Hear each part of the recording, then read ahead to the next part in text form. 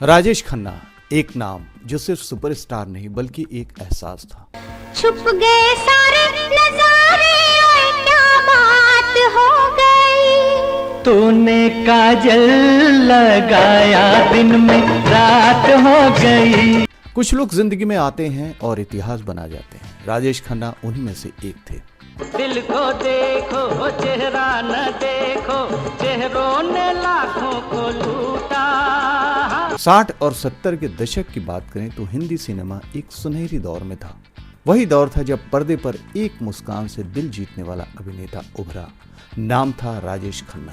Public है ये सब जानती है, पब्लिक है। असली नाम जतिन खन्ना, लेकिन फिल्मी दुनिया ने उन्हें राजेश खन्ना के नाम से अपनाया और फिर वो बन गए हिंदी सिनेमा के पहले सुपरस्टार।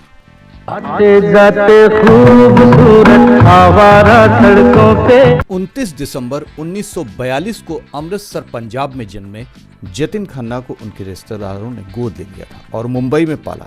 शिक्षा के दिनों से ही उनमें अभिनय का जुनून था। उन्होंने थिएटर में हाथ आजमाया और कॉलेज ड्रामा प्रतियोगिता में कई पुरस्कार जीते। उनकी किस्मत का सितारा तब चमका जब उन्होंने United producers of film fair की प्रतिभा खोज प्रतियोगिता में भाग लिया और विजेता बने। इसी के बाद उन्हें पहला ब्रेक मिला फिल्म आखिरी खत 1966 में। लेकिन मैं क्या करूं? लेकिन अभी अपने दूसरे पति के घर से आई है, कहती है पेट में बच्चा है, कहती है मेरा है। काश मेरा ही हो। राजेश खन्ना ने शुरुआत में कई फिल्मों में काम किया, लेकिन उन्हें असली पहचान मिली 1969 की फिल्म आराधना से। शर्मिला टैगोर के साथ उनकी जोड़ी और एस.डी. बर्मन के संगीत ने बॉक्स ऑफिस पर तहलका मचा दिया था।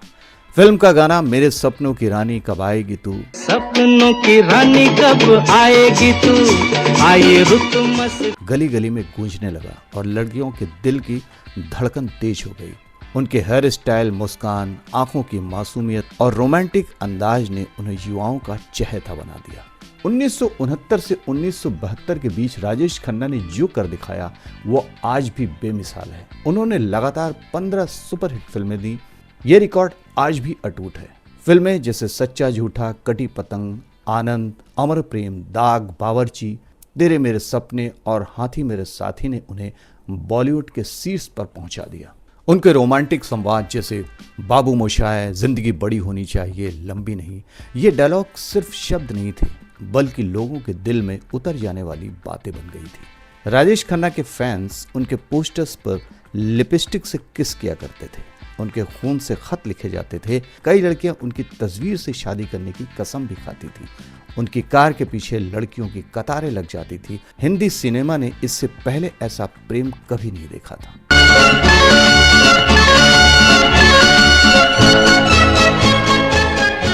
राजेश खन्ना की फिल्मों का संगीत उनकी सफलता का एक बड़ा कारण था। चैन आए मेरे दिल को दुबा कीजिए। किशोर कुमार और आर.डी. बर्मन के साथ उनकी जोड़ी ने अनगिनत सुपरहिट गाने दिए थे।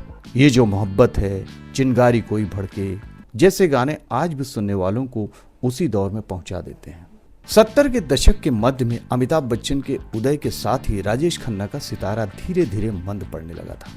अब दर्शकों का रुझान एंग्री यंग मैन की तरफ बढ़ने लगा था। हालांकि उन्होंने थोड़ी सी बेवफाई, अवतार, आखिरी खत जैसे गंभीर फिल्मों में अभिनय क्षमता को फिर से साबित किया, लेकिन वो पुराना जलवा लौट कर नहीं आ पाया।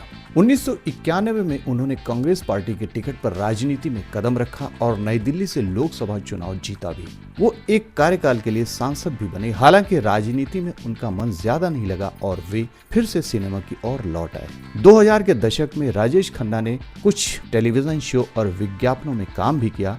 2012 में उन्होंने अपनी आखिरी बार कैमरे का सामना किया। दुर्भाग्य से उसी वर्ष 18 जुलाई को लंबी बीमारी के बाद उन्होंने अंतिम सांस ली। पूरा देश शोक में डूब गया, जैसे कोई अपना चला गया हो।